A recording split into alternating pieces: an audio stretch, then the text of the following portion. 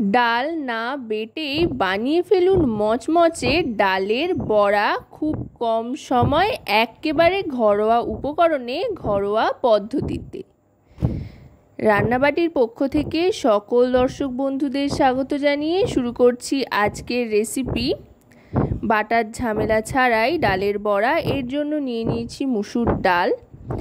এই মুসুর ডালটাকে প্রথমে ভিজিয়ে রাখতে হবে। যেহেতু বাটবো না, তাই একটু বেশি সময়ের জন্য ভিজিয়ে রাখতে হবে। কমপক্ষে 5 ঘন্টা মতো ভিজিয়ে রাখতে হবে। আর যদি চান তো হোল নাইট ভিজিয়ে রাখতে পারেন। ভালো করে ধুয়ে নিয়ে ডালের যে কার্চটা থাকে সেটা ধুয়ে পরিষ্কার করে আবার জল দিয়ে 5 ঘন্টার জন্য ভিজিয়ে রেখে দিলাম। তারপর 5 ঘন্টা বাদে দেখুন ডালটা কিন্তু অনেকটাই নরম হয়ে এসছে আর ফুলে উঠেছে। এবার একেবারে ভালো করে জলটা ঝরিয়ে নেব, কচলে কচলে ধুয়ে নিয়ে। আর দেখুন ডালটা কিন্তু অনেকটা নরম হয়ে গেছে। সেটা আপনারা যখন বাড়িতে বানাবেন বুঝতে পারবেন। হাত দিয়ে একটু প্রেস করলেই কিন্তু ডালগুলো ভেঙে যেতে আরম্ভ করবে।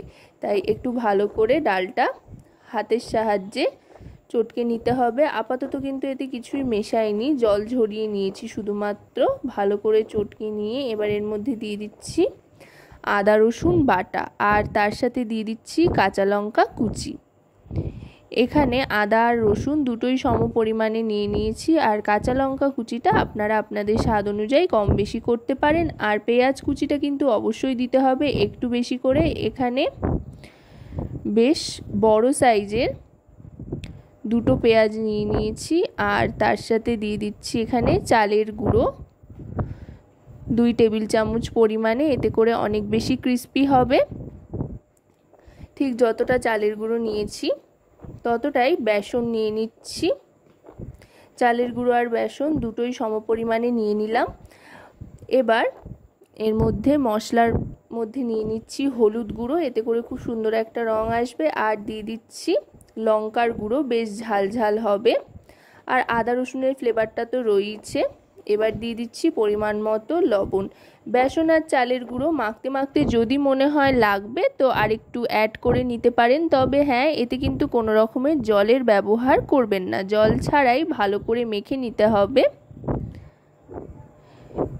দেখুন মেখে নেওয়ার পর কিন্তু একটা আঁটো ব্যাপার চলে এসছে। এইভাবে কিন্তু একটা শেপ চলে আসছে বড়ার।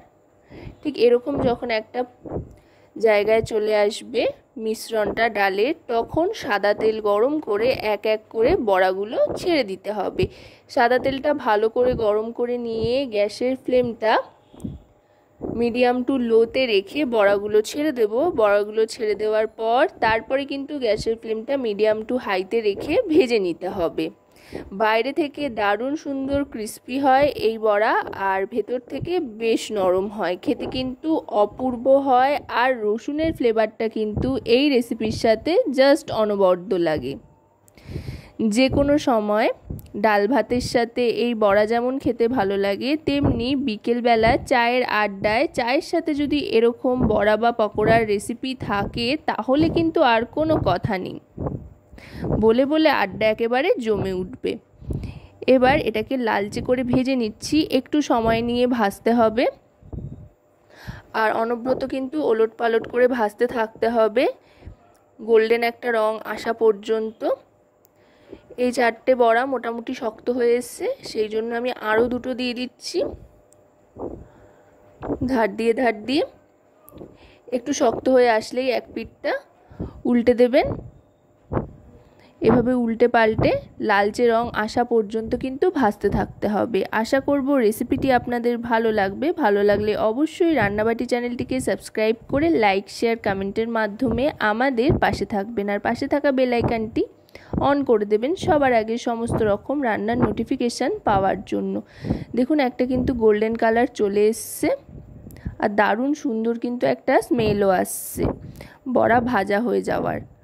এই স্মেল আর রং দেখেই কিন্তু বুঝে যাবেন যে বড়া ভাজা হয়ে গিয়েছে। এবার আস্তে আস্তে তুলে নিচ্ছি, তুলে সার্ভ করে দিচ্ছি। তো আজকের এই রেসিপিটি আপনাদের কেমন লাগলো আর আপনারা কি দিয়ে খেলেন সেটা কিন্তু অবশ্যই আমাকে কমেন্টের মাধ্যমে জানাবেন।